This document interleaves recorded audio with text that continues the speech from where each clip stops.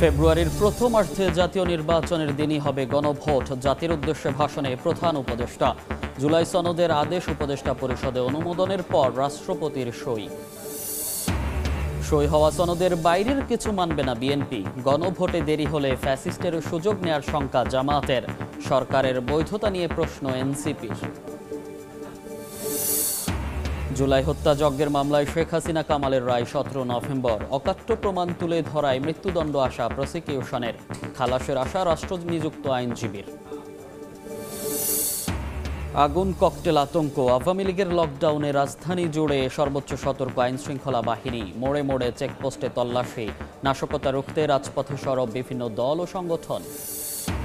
এবং নিবন্ধিত দলগুলোর সঙ্গে ইসির সংলাপ শুরু। সহযোগিতা ছাড়া প্রশ্নবিদ্ধ হবে ভোট। নির্বাচনে রেফারি হওয়ার ঘোষণা সিইসির। আচরণবিধি না মানলে তফসিলের পর ব্যবস্থা। জুলাই হত্যা মামলায় সোমবার শেখ হাসিনার রায়। সর্বোচ্চ সাজা চায় ট্রাইব্যুনাল। আদালত পাড়ায় কড়া নিরাপত্তা। কয়েক জেলায় পেট্রোল বোমা, গাড়িতে আগুন। আওয়ামী লীগ প্রতিহতে ঢাকার রাস্তায় বিভিন্ন দল সংগঠনের অবস্থান।